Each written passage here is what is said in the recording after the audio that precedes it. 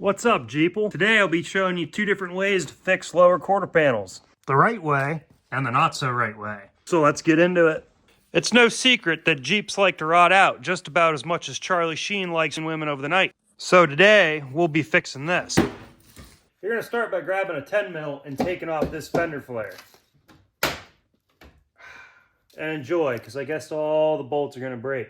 After you've successfully broken all those, you're going to come down here and get these hidden bolts on the bottoms of the fender flares. That's where you're going to find the only use case for a 7mm socket, and that's in place of a 1/4 inch in the rust belt.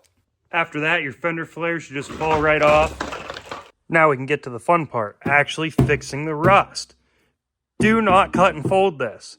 Go online and get yourself a rear lower quarter panel. I'm pretty sure I paid like $30 for this. Just as easy to fix it the right way as it is to fix it the wrong way and cut and fold this and have your Jeep looking all nasty. It don't look good. Now this is pretty easy. Grab your panel, put it up on there, give it a couple love taps, make sure it's all seated good. Now grab some clamps and clamp her on there. This is the part that I think scares a lot of people, but it shouldn't. It's really easy. Just keep your grinder at an angle, pointed downwards.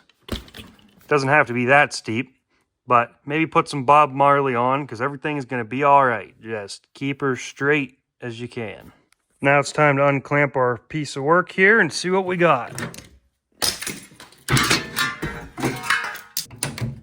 This is cut free, so now we're going to come in here on this nice little corner and we're going to grind off all the spot welds.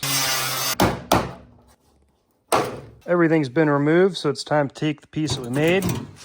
As we hold it up there, it should be almost perfect because we cut them both at the same time. So we have a little bit of gap, but that's not really a problem because we're going to be welding this on there. Scuff the back of your piece up and get prepared to put some self-etching primer on it, because if you don't coat the back of it in anything, you're going to end up right back in the same situation you were. Welding this back together is pretty straightforward. Drill a couple holes for your spot welds and just keep making a bunch of tacks across, trying to keep it as flat as possible. You don't want to get too much heat all in one area, so keep going back and forth and back and forth. If you get an area too hot, then you'll start warping it. After you grind your weld down all nice and smooth, you're going to want to mix up some fiberglass filler and slap her in there. This doesn't need to look super pretty because at the end we're going to be covering it completely with that body molding. So we're just going to knock it down real quick with the DA after this dries. You now have a quarter panel that's not rusty anymore. If you don't have $30 and you'd like to see another way to do it, come on, I'll show you. This way is going to be more time consuming but cheaper if you already have some scrap metal laying around. You're going to start by finding where your rust is, and then you're going to want to cut into where your rust isn't. Now, when you're figuring out where you want to cut, keep in mind you need to leave something to weld your new patch to, or else you're going to end up using a lot of fiberglass. Then after you get all your pieces cut out, you can get them all laid out and ready to weld in. Keep in mind this doesn't need to be perfect because we're just kind of getting a form set up so we can lay fiberglass in here. Now, you do want to be mindful of your body line, because that's going to help you out later whenever you have to sand all that fiberglass down. The method I'm showing you here is called the hot patch. Get some Bondo. Well, we're just trying to get it tucked in there, all packed in real nice and easy. Get the rest all spread out on our wax paper. Line her up and just slap her on there. Give her a nice old hot patch.